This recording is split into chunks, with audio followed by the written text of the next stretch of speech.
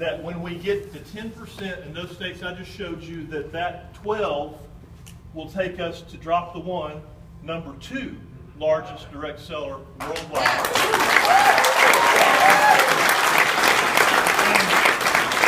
And so that's kind of a neat thing. That's another accolade that we can win.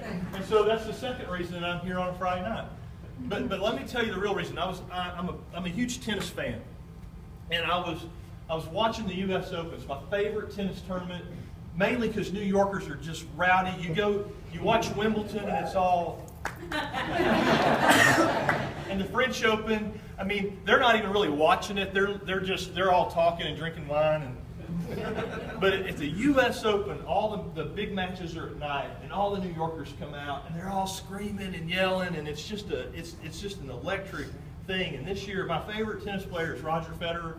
I love how he plays the game. I love he does it with such class, and you just can't help but root for the guy. But he's got 18, or no. I can't remember how many majors he's won now. No other male singles player has ever won more majors than Roger Federer. He's light years ahead of all the other ones. And so I'm sitting there this year and I'm watching him, and now he's 34, I think, 33, 34, which for a pro tennis player is starting to get kind of in that area where don't know how many more he's got in him. And the guy makes like $30 million a year on advertisements. He's not showing up at the U.S. Open for money. And so I'm asking myself this year, why is he still doing this? Because he had some health issues where he was struggling with his knees, and he took a lot of tournaments off last year and a half, and he's really worked on his physical stamina, trying to get healthier. He got a little bit bigger racket. He's having to do things now to play with these 25-year-olds that he didn't have to do 5 or 6 years ago when he was just beating everybody. And he gets to the semifinals this year. And he really kind of just mows through people on the way there. I mean, it was a beautiful performance. But I'm asking myself, why is he doing this? He's won every award there is to win. He's won every major tournament there is to win. He's won more of them than any other man that's ever played the game. He is, and without a question, nobody you ask in the game will tell you when you say, who's the greatest tennis player, male of all time, almost 100 out of 100 will tell you Roger Federer. Any era. And yet he's still there playing the U.S. Open. And you know why he's doing it? Because he wants one more. Because he wants to continue to do what he loves and to do it in a way that no one else ever will catch him. And that's another reason I'm here on Friday night, because I think we have an opportunity to do something with this company that's never been done before. Right now our goal is 2 million customers and $2 billion in revenue, and I think we're going to get there in the next 18 months. But our goal beyond that is $6 billion. And here's the other reason, the biggest reason I'm here on a Friday night. And you saw them all. It's Charlie Melchner, and it's Tim Ollinger, and it's Dave Wilkerson, and it's Pat Flanders, and it's John Haas, and it's Ray Monty, and it's Toss. I know all these guys, Darren McClure, all of them, Clinton Shannon Hummel. They've all come into our business. Dwayne and Kathleen Featherbay, they're all here tonight. Why are they here on a Friday night? Here's why I think they're here. I heard this story many years ago, and I never appreciated it until we started Ambit, and I've seen what this does. There's a composer or a conductor of the London Philharmonic. I think his name was Otto Krimperer. I think that was his name. I know it's Otto something. Otto Krimperer, I think was his name. And this guy he was a genius composer, and he was a Jewish guy that had fled Germany during the Holocaust and got over to America, and then ultimately ended up in London, and was known for his just ability to almost read the minds of his musicians. And he conducted symphonies all over the world. And his favorite was Beethoven's Ninth in D minor.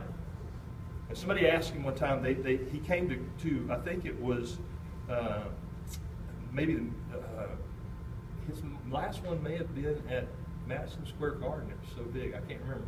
But his last performance of Beethoven's Ninth in D minor, and they were interviewing him before that performance, and they said, how many times, Mr. Krimper, do you think you've performed this symphony? And he said, over 10,000 times. Over 10,000 times. And they said, do you ever get tired of hearing it? You ever get tired of, getting the best out of a group of musicians? Do you ever get tired of Beethoven's Ninth Symphony? And he said, no, I never do. And they said, but you played it 10,000 times. You've heard it so many times. How do you even distinguish the notes anymore after 10,000? Do you even really hear it? And he said, no, I haven't heard it for years. And they said, well, how do you not get tired of playing it? And he said, because I know, just like tonight, for my 10,001st performance of this, that somebody in the audience is hearing it for the first time. And you see, this opportunity to me is like that. It's not. It may not go down in history as beautiful as Beethoven's Ninth, but here's the thing. You heard Charlie say earlier that he gets to get his kids on the bus, and 4 days a week he gets to pick them up off the bus, and that's life changing. You didn't say how much money he makes a month. He said he gets to pick his kids up. This business changes people in a fundamental way. And almost every one of the people that you've heard here tonight, Steve Dare, they're back here on a Friday night, put this business in front of you. They've done it tens of thousands of times. And they don't need it anymore. They're all financially free. All of them have all their bills paid every month without working. They could quit tomorrow and that's not going to change. And they showed up here on a Friday night because they all get the same thing I get. Mike Obey, he got up here and told you that he started this 4 or 5 hours a week. He got to sell all his Carville ice cream franchises except for one. Because he understands something. And he's still up here tonight giving you this presentation because he knows the same thing that all these other guys know. That there's somebody here tonight that needs this desperately and is hearing it for the first time. And that it might impact their life to the same degree that it's impacted all of our lives. And there's a responsibility that comes with that that's important. And so we come up here and we do this because it matters.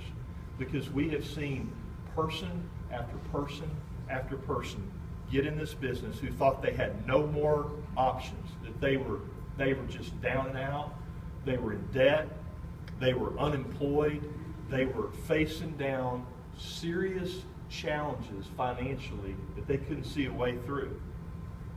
And they took a hold of this business and they did the simple few things that they all told you tonight that you do to be successful in this, and their lives changed. And somebody here tonight is in that same spot. I know they are because I hear it again and again and again, and they need this opportunity and they need somebody to tell them